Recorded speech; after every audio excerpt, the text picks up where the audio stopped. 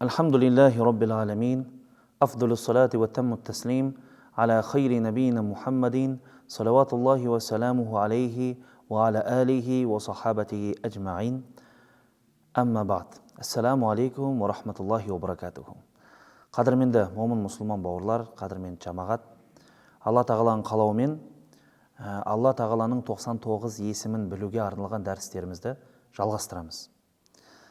Бірінші сабағымызда біз Алла тағаланың есімдерін білуден бізге қандай пайда бар, қандай жақсылық бар, сол жайында айтып өткен болатынбыз.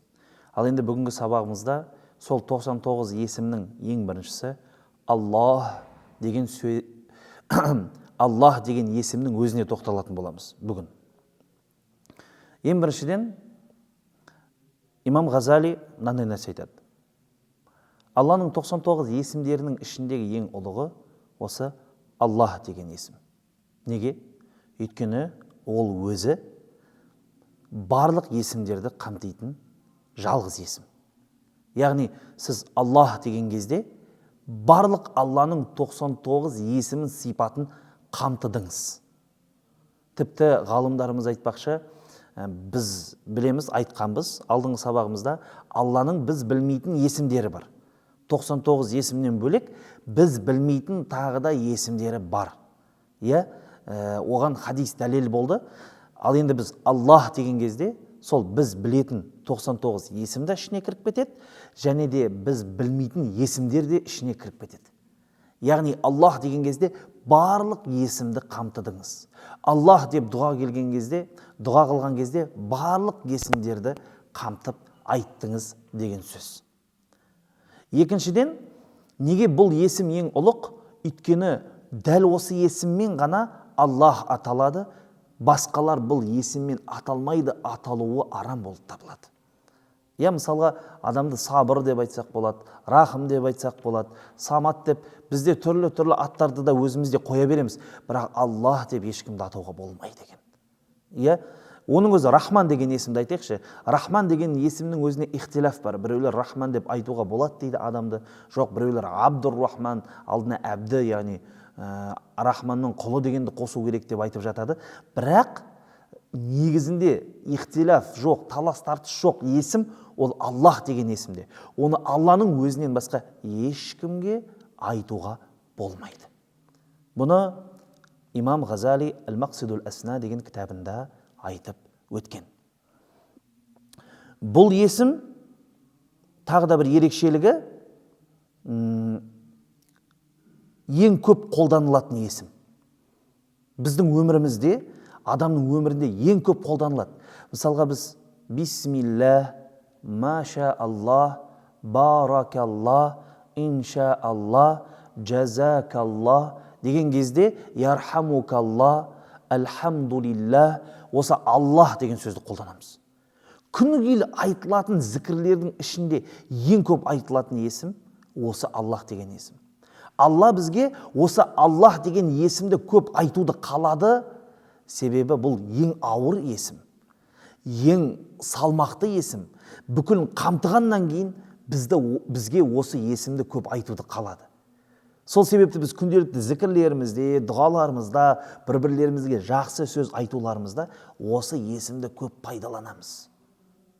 Енді қараңыздар, адамның исламға кіру үшін адам не нәрсені айтады? Кәлима, шахада айтады. Білесіздер, Ла илаха иллаллах, Мұхаммад Расулаллах. Мысалға, Алланың өзге есімдері бар. Неге?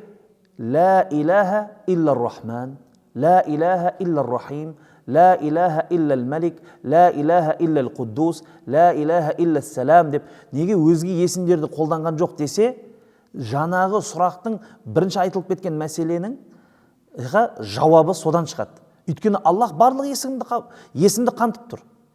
Адам сол себепті кәлима айтқан кезде, ла илаха иллаллах деп айтқан кезде, Алладан басқа құдай жоқ деген кезде, яғни Алланың барлық есім сипаттарына, Алланың барлық біз білетін, білмейтін бүкіл есімдеріне иман келтіріп тұрмын деген сөз да бұл. Яғни адам исламға кірген кезде осы кәлиманы айтып, бірден сол барлық есімдерді қамтып, бірден сол Алланың барлық есімдеріне иман келтірген болып исламға кіреді. Ла илаха иллаллах деген кезде. Сол үшін осы кәлимаға Алланың осы Аллах деген есімі қойылды. Көрдіңіздер ме? Және де имам Әл-Ғазали да күшті нәрсе айтады. Мысалға, барлық есімдер осы Аллах деген есімнен шығады. Алла бүйтіп Құранда айтады: Хуалла, ол Алла, әлләзи дейді, ол сондай дейді, кейін сипаттарын айта береді.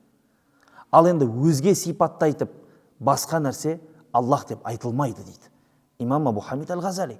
Сол себепті Алла деген есімнің құдіреті осы жерде. Мысалға, сол үшінде енді қосымша айта кетейін. Мысалға, Мұхаммед Расулалла деп кәлимада қосамыз. Неге? Мұхаммедке иман келтірдім деп айтамыз. Себебі былай. Қараңыз. Мұхаммедке иман келтірдім деген сөз, саллаллаху алейхи уассалама, оның барлық алып келген нәрсесіне, оның сөзіне, оның айтып атқан барлық, жаңағы пайғамбарымыздың сөздеріне, жаңа пайғамбардың сипатына, одан көрінетін мұғжизаларға барлығына сендім деген сөзді. Енді қараңызшы, қызық нәрсе де, Мұхаммедке иман келтірген адам міндетті түрде Аллаға иман келтіреді, періштеге иман келтіреді, пайғамбарларға, кітаптарға, өлгеннен кейін қайта тірілуге және де тағдырға. Өйткені бұлар жайында бізге кім айтып беріп отыр? Мұхаммедтің өзі айтып беріп отыр. Саллаллаху алейхи уассалам. Сол себепті біреу айтса бүйтіп: мен Мұхаммед пайғамбарға иман келтірем, бірақ ақыретке иман келтірмеймін, кім барып кепті десе, Құдай сақтасын. Сен Мұхаммедке иман келтірсең, сол жеткілікті ғой, өйткені Мұхаммед саған айтып беріп отыр ғой, сол ақыреттің бар екеніне. Ал енді сен Мұхаммедке сенем, ақыретке сенбеймін десең, ол болмайды. Бұл не? Жаңағы айтады, таарут дейді, бір-біріне деген қарама-қайшылық. Өйткені Мұхаммед өтірік айтуы мүмкін емес. Өйткені сол Мұхаммед бізге ақырет жайында айтып беріп отыр. Көрдіңіздер ме? Сол себепті Алла Тағала ла илаха иллаллах Мұхаммед Расулалла деген кезде, осы кәлиманы исламға кіретін шарт еткен кезде, демек біз барлық Алланың есімдеріне, барлық Мұхаммедтің алып келген хабарларына иман келтірдік деген сөзді. Көрдіңіздер ме? Қандай дұрыс ақпарат. Енді тіпті Құранда да қолданған кезде Алланың осы есімі көп қолданылады. Иннама яхшаллаха мин ибадихил улама.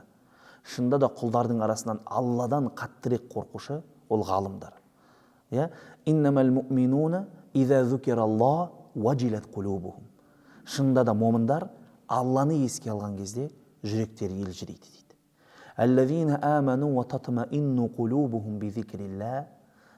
Аллаға иман келтіргендер Алланы еске алумен жүректер тыныштық табады дейді. Көп Алла деп айтылатын жерлер Құранда өте көп. Алла өзі жайында айтқан кезде осы лафзул жалалі, ұлық болған сөзді қолдануды қалады. Енді өкінішке орай осы сөз, осы Алланың есімі біздің өмірімізде көп қолданылады. Тіпті біз не істейміз? Валлахи деп ант ішеміз. Валлахи деп ант ішеміз. Валлахи, биллахи, таллахи, осы үш формада, осы үш сыйға деп айтады. Ант ішуге болатын өзі үш форма бар. Осы үш формада ант ішеміз. Алла деген сөзді пайдаланамыз. Бірақ та енді өкінішке орай осы жерде бір айтатын ескерту бар. Біздің араларымызда кейбір жамағаттар бар. Енді валлахи деген сөзді орынсыз көп пайдаланып, тіпті валлахи деп өтірік айтатындар да бар.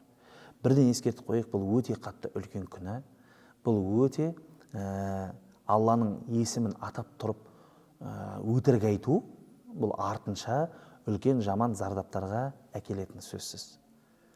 Бұл істі жасап жүрген адам бірден тоқтасын. Өйткені Аллах деген сөзде барлық есім сипаттарын атап тұрып өтірік айту, бұл Құдай сақтасын артынша жақсылық әкелетін нәрсе емес болып табылады. Біз бауырларымызға осы нәрсені ескертеміз. Және де бұл есімнің тағы абзалдығын көрсететін бір фактор, білесіздер, пайғамбарымыздың имам Әл-Бухари жеткізетін хадистерде не дейді? Ең абзал есім, балаға қойылатын ең абзал есім ол Абдулла дейді. Сосын барып Абдуррахман да айтты. яғни Абдулла ол Алланың құлы деген мағынаны білдіреді. Алланың құлы деген мағынаны білдіреді. Неге ол ең абзал есім? Өйткені құл, абд деген сөз Аллах деген сөзбен байланысты болып тұр да. Ал кейін Абдур-Рахман, Абдус-Самад, Абдус-Салам, Абдус-Саттар, Абдул-Джаббар, Абдул-Ғаффар, ол кете береді ондай есімдер. Ол есімдер де сүйкімді. Бұлай есім қойған да жақсы. Шариғатымыз осылай есім қоюға үгіттейді, дұрыс. Алланың кез келген есімін алып, соған әбді деген сөзді жалғап, жаңағы Абдус-Самад, Абдус-Салам деп қоя береміз. Бұл дұрыс үрдіс. Осы хадиске қараған кезде. Бірақ ең абзал есім ол бәрібір Абдулла деген есім болып табылады. Және де одан асатын есім жоқ. Неге? Өйткені ол жерде әбді жалғанып тұрған Аллах деген сөз бар. Біз осы үшін де осы нәрселерді айтамыз. Енді тағы да қарап отырсақ, басқа қауымдар, Құранға қарап отырсақ, басқа қауымдар Алла тағаланың көптеген есімдерінің ішінен Аллах деген есімді білген дейді. Мысалға, Алла тағала Құранда وَإِذَا قِيلَ لَهُمُ اسْجُدُوا لِلرَّحْمَنِ قَالُوا وَمَا الرَّحْمَنِ дейді.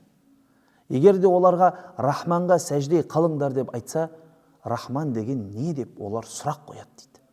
Көрдіңіздер? Яғни Аллах дегенді біледі, бірақ Рахман дегенді білмейді. Тағы да бір аятта فقال الملأ الذين كفروا من قومه ما هذا إلا بشر مثلكم يريد أن يتفضل عليكم ولو شاء الله لأنزل ملائكة ما سمعنا بهذا في آبائنا الأولين. Мысалға, бір қауымға пайғамбар келген ғой, сол кезде пайғамбар келген кезде, олардың жаңағындай жақсылыққа шақырған кезде, бір қауымның көсемдері, сол уақыттағы бір үлкендері, мынандай бір сөз айтқан тұғын. Бұл сендерді жақсылыққа шақырамын деп жүрген адам, бұл сендерге пайғамбармын деп жүрген адам, бұл өздерің сияқты адам ғой. Алла тағала қаласа бізге періште жібермейтін бе деп айтқан дейді. Сонда бір қауымдар болған да. Бұл шатаспасам Нұх пайғамбардың кезіндегі қауымдар да. Олар өйстіп айтатын еді. Яғни Алла бізге жібермей ме деп айтты дейді. Құранда Аллах деп тұр да. Демек, ғалымдарымыз не дейді? Олар Аллах дегенді білді дейді. Бірақ Алланың өзге есімдерін білген жоқ, танымады дейді. Бізде сол себепті Алланың Аллах екенін білеміз. Өйткені барлығымыз күнделікті өмірімізде әйтеуір бисмилля, Аллаху акбар деген сөзді қолданбайтын қазақтар жоқ шығар. Әйтеуір бисмилля деп қолады, астағфиралла деп қолады, астағфируллах, Алладан кешірім сұрау деген сөз ғой негізінде енді. Бүкіліміз өмірімізде күнделікті қолданамыз да осы сөздерді. Көрдіңіз бе? Яғни Аллах деген бізге танысық бір жат сөз емес. Ал Алланың өзге есімдері, олар жайында естімеген болуы мүмкін. Сол үшін Алла Құранда дейді: Ар-Рахман фас'ал бихи хабира. Ол Рахман, сен ол жайында хабар біл дейді. Яғни Рахман деп бастады дейді. Көрдіңіздер? Ғалымдарымыз айтпақшы, Алланың өзге есімдерін танытуға баршаларымыз міндеттіміз. Ал енді Аллах деген есімнің ұлықтылығы сонша, ол бізден алдыңғыда қауымдар білген. Яғни Құдай өз-өзін Аллах деген есіммен барлығына танытқан. Осындай нәрселерді біз түсінеміз. Аллах деген сөздің тағы бір артықшылдығы біз білу керек болған, бұл есімді атайтын адам жер бетінде бар болғанша қиямет орнамайды. Сол себепті имам Ахмад, имам Термизи, Абу Яғла, Әл-Хакимдар жеткізетін хадисте, және де тағы да өзге мұхаддис ғалымдарымыз өзінің кітаптарында жеткізеді. Ол жерде айтылады: «Ла тақуму саату хатта ла юқалу фил арди Аллах, Аллах» дейді. Яғни қиямет сағаты тұрғызылмайды, қиямет орнамайды, жер бетінде Аллах, Аллах деп айтатын адам қалмайынша дейді. Яғни осы есімнің себебімен қиямет орнамай жатыр деген сөз. Қиямет болмай жатыр деген сөз. Аталмыш хадистің шархында ғалымдарымыз не дейді? Әлбетте ең соңында осындай адамдар қалады дейді.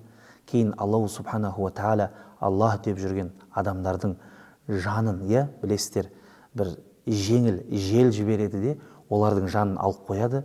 Сосын кейінгі қияметтің белгілерін көретіндер, олар адамзаттың ішіндегі ең жамандары деп баяндап беретін имам Муслимында ұзақ бір сахих хадис бар.